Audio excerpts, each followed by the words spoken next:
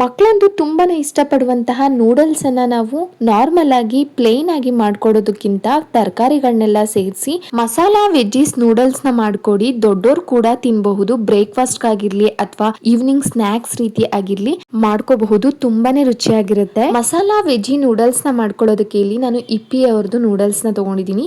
ನೀವು ಇದೇ ತಗೋಬೇಕು ಅಂತ ಏನಿಲ್ಲ, ನಿಮಗೆ ಯಾವ್ದು ಇಷ್ಟನೋ ಆ ಬ್ರ್ಯಾಂಡ್ ಅಲ್ಲಿ ನೀವು ತಗೋಬಹುದು. ಇಲ್ಲಿ ಚಿಕ್ಕ ಪ್ಯಾಕೆಟ್ಸ್ ಕೂಡ ಬರುತ್ತೆ, ನೀವು ಅದನ್ನಾದ್ರೂ ತಗೋಬಹುದು. ಇಲ್ಲಿ 4-in-1 ಅಲ್ಲಿ ತಗೊಂಡಿದ್ದೀನಿ. ಇದರಲ್ಲಿ 3-4 ಜನಕ್ಕಾಗುವಷ್ಟು ನೂಡಲ್ಸ್ ನ ಮಾಡ್ಕೋಬಹುದು. ನೂಡಲ್ಸ್ ನ ಮಾಡ್ಕೊಳ್ಳೋದಕ್ಕೆ ಮೊದಲಿಗೆ ಒಂದು ಅಗಲವಾದಂತಹ ಪಾತ್ರೆನ ಇಟ್ಕೊಂಡು ಪಾತ್ರೆ ಬಿಸಿ ಆದ ನಂತರ 3-4 ಟೇಬಲ್ ಸ್ಪೂನ್ ಆಗುವಷ್ಟು ಎಣ್ಣೆನ ಸೇರಿಸ್ಕೊಂಡಿದೀನಿ. ಎಣ್ಣೆ ಬಿಸಿ ಆದ ನಂತರ 4 ಎಸಳಾಗುವಷ್ಟು ಬೆಳ್ಳುಳ್ಳಿನ ಕಟ್ ಮಾಡಿ ಸೇರಿಸ್ಕೊಂತಾ ಇದ್ದೀನಿ. ಹಾಗೆ 2 ಹಸಿಮೆಣಸಿನಕಾಯಿಯನ್ನು ಕೂಡ ಕಟ್ ಮಾಡಿ ಸೇರಿಸ್ಕೊಂಡಿದ್ದೀನಿ. ಹಸಿಮೆಣಸಿನಕಾಯಿ ಆಪ್ಷನಲ್.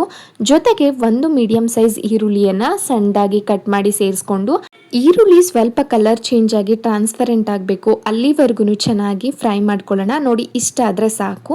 ಈಗ ನಿಮ್ಗೆ ಬೇಕಾಗಿರುವಂತಹ ತರಕಾರಿಗಳನ್ನ ಸೇರಿಸ್ಕೊಬಹುದು. ನಾನಿಲ್ಲಿ 1/4 ಕಪ್ ಆಗುವಷ್ಟು ಬಟಾಣಿ, 1/4 ಕಪ್ ಆಗುವಷ್ಟು ಸಣ್ಣಗೆ ಹೆಚ್ಚಿರುವಂತಹ ಕ್ಯಾರೆಟ್, 1/4 ಕಪ್ ಆಗುವಷ್ಟು ಹುರುಳಿಕಾಯಿ, ಹಾಗೆ 1/4 ಕಪ್ ಆಗುವಷ್ಟು ಕ್ಯಾಪ್ಸಿಕಮ್ ಅನ್ನ ಸೇರಿಸ್ಕೊಂತಾ ಇದ್ದೀನಿ.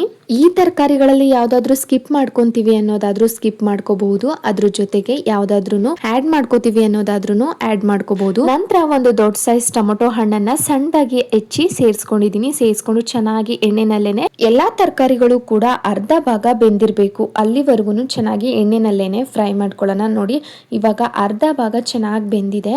ಏನಿಲ್ಲ ಅಂದ್ರೂ 1-2-3 ನಿಮಿಷ ಫ್ರೈ ಮಾಡ್ಕೋಬೇಕು. ಅದಾದ ನಂತರ 1/4 ಟೀ ಸ್ಪೂನ್ ಆಗುವಷ್ಟು ಖಾರದ ಪುಡಿನ ಸೇರಿಸ್ಕೊಂತಾ ಇದ್ದೀನಿ. 1/4 ಟೀ ಸ್ಪೂನ್ ಆಗುವಷ್ಟು ಧನಿಯಾ ಪುಡಿನ ಸೇರಿಸ್ಕೊಂತಾ ಇದ್ದೀನಿ.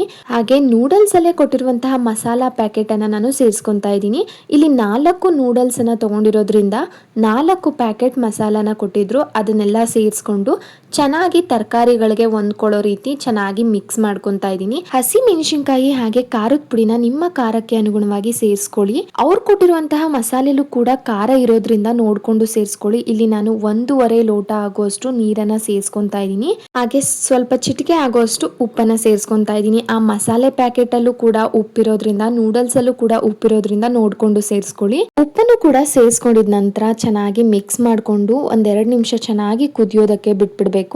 ಅಷ್ಟರಲ್ಲಿ ತರಕಾರಿಗಳು ಕೂಡ 1/4 ಭಾಗ ಬೆಂದಿರುತ್ತೆ. ತರಕಾರಿಗಳನ್ನ ಹಾಕಿ ಈ ರೀತಿ ನೂಡಲ್ಸ್ ನ ಮಾಡ್ಕೊಳ್ಳೋದ್ರಿಂದ ಮನೆಯಲ್ಲಿ ದೊಡ್ಡೋರು ಕೂಡ ತಿಂತಾರೆ, ಅಷ್ಟು ರುಚಿಯಾಗಿರುತ್ತೆ. ಈಗ 2-3 ನಿಮಿಷ ಚೆನ್ನಾಗಿ ಕುದಿಸ್ಕೊಂಡಿದ್ದಾಗಿದೆ. ಈಗ ನೂಡಲ್ಸ್ ನ ಸೇರಿಸ್ಕೊಳ್ಳೋಣ. ನೂಡಲ್ಸ್ ನ ಮುರಿದೆ ಸೇರಿಸ್ಕೋಬೇಕು, ಮುರಿದು ಸೇರಿಸ್ಕೋಬಾರ್ದು. ಮುರಿದೆ ಸೇರಿಸ್ಕೊಳ್ಳೋದ್ರಿಂದ ಎಲ್ಲೂ ಕಟ್ಟಾಗಿರೋ ತರ ಅನ್ಸೋದೇ ಇಲ್ಲ, ಉದ್ದವಾಗಿ ಚೆನ್ನಾಗಿ ಬರುತ್ತೆ.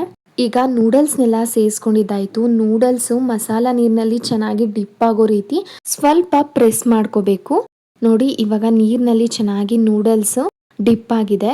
ಹಾಗೆ ಈ ನೂಡಲ್ಸ್ ನ ಮಾಡ್ಕೊಳ್ಳೋದಕ್ಕೆ ತರಕಾರಿ ಎಲ್ಲ ಹೆಚ್ಚಿಟ್ಕೊಂಡ್ರೆ 10 ನಿಮಿಷದಲ್ಲೆಲ್ಲ ಮಾಡ್ಕೋಬಹುದು. ಅಷ್ಟು ಈಸಿ ರೆಸಿಪಿ ಅಂತ ಹೇಳ್ಬೋದು. ಬೆಳಗಿನ ಬ್ರೇಕ್ಫಾಸ್ಟ್ಗೂ ಕೂಡ ಇದನ್ನ ಮಾಡ್ಕೋಬಹುದು. ನಂತರ ಒಂದು ಮುಚ್ಚಳ ಮುಚ್ಚಿ 1-2 ನಿಮಿಷ ಬೇಯಿಸ್ಕೊಂಡ್ರೆ ಸಾಕು. ತುಂಬಾ ಹೊತ್ತು ಬೇಯಿಸ್ಕೊಳ್ಳೋ ಅವಶ್ಯಕತೆ ಇಲ್ಲ. ಈಗ 2 ನಿಮಿಷ ಆಗಿದೆ. ಮುಚ್ಚಳ ತೆಗೆದು ತೋರಿಸ್ತಿದೀನಿ ನೋಡಿ, ಪರ್ಫೆಕ್ಟ್ ಆಗಿ ಬಂದಿದೆ. ಫ್ಲೇವರ್ಗೋಸ್ಕರ ಸ್ವಲ್ಪ ಕೊತ್ತಂಬರಿ ಸೊಪ್ಪನ್ನ ಸಣ್ಣದಾಗಿ ಹೆಚ್ಚಿ ಸೇರಿಸ್ಕೊಂಡು ಸ್ವಲ್ಪ ಮಿಕ್ಸ್ ಮಾಡ್ಕೊಂಡ್ರೆ ಸಾಕು. ಮಸಾಲಾ ವೆಜ್ಜಿ ನೂಡಲ್ಸ್ ರೆಡಿ ಆಗ್ಬಿಡುತ್ತೆ. ತುಂಬಾ ಕಲರ್ಫುಲ್ ಆಗಿ ಕಾಣಿಸ್ತಿದೆ, ಅಷ್ಟೇ ರುಚಿಯಾಗೂ ಕೂಡ ಇರುತ್ತೆ. ಕೊತ್ತಂಬರಿ ಸೊಪ್ಪನ್ನ ಇಷ್ಟ ಇದ್ರೆ ಹಾಕೋಬಹುದು, ಇಲ್ಲ ಅಂದ್ರೆ ಸ್ಕಿಪ್ ಮಾಡ್ಕೋಬಹುದು. ನೋಡಿ, ಚೆನ್ನಾಗಿ ಮಿಕ್ಸ್ ಮಾಡ್ಕೊಂಡ್ರೆ ಕೊತ್ತಂಬರಿ ಸೊಪ್ಪನ್ನ ಹಾಕಿ ತುಂಬಾ ಫ್ಲೇವರ್ಫುಲ್ ಆಗಿರುತ್ತೆ. ಈ ಮಸಾಲಾ ವೆಜ್ಜಿ ನೂಡಲ್ಸ್ ಅನ್ನ ಈ ರೀತಿ ಪರ್ಫೆಕ್ಟ್ ಅಳತೆ ಮೂಲಕ ಮಾಡಿ ನೋಡಿ, ಪರ್ಫೆಕ್ಟ್ ಆಗಿ ಮಾಡ್ತೀರಾ. ಅಡುಗೆ ಮಾಡಕ್ ಬರ್ದೇ ಇರೋರು ಕೂಡ ಪರ್ಫೆಕ್ಟ್ ಆಗಿ ಮಾಡ್ಕೋಬಹುದು. ಮ್ಯಾಗಿನೂ ಕೂಡ ಇದೇ ರೀತಿ ತರಕಾರಿಗಳನ್ನ ಬೆಳೆಸ್ಕೊಂಡು ಮಾಡ್ಕೋಬಹುದು. ತುಂಬಾ ಚೆನ್ನಾಗಿರುತ್ತೆ. ಒಂದ್ಸರಿ ಟ್ರೈ ಮಾಡಿ ನೋಡಿ. ಈ ರೆಸಿಪಿ ನಿಮ್ಗೇನಾದ್ರೂ ಇಷ್ಟ ಆಯಿತು ಅಥವಾ ಹೆಲ್ಪ್ಫುಲ್ ಆಯಿತು ಅನ್ನೋದಾದ್ರೆ ಲೈಕ್ ಮಾಡಿ, ಶೇರ್ ಮಾಡಿ, ಕಮೆಂಟ್ ಬಾಕ್ಸ್ನಲ್ಲಿ ಹೇಗಿತ್ತು ಅಂತ ಕಮೆಂಟ್ ಮಾಡಿ. ಯೂಟ್ಯೂಬಲ್ಲಿ ನೋಡ್ತಿರೋರು ಪ್ಲೀಸ್ ಸಬ್ಸ್ಕ್ರೈಬ್ ಮಾಡ್ಕೊಳ್ಳಿ. ಹಾಗೆ ಫೇಸ್ಬುಕ್ಕಲ್ಲಿ ನೋಡ್ತಿರೋರು ಫಾಲೋ ಮಾಡ್ಕೊಳ್ಳಿ. Thank you for watching. ಹೀಗೆ ಸಪೋರ್ಟ್ ಮಾಡ್ತೀರಿ.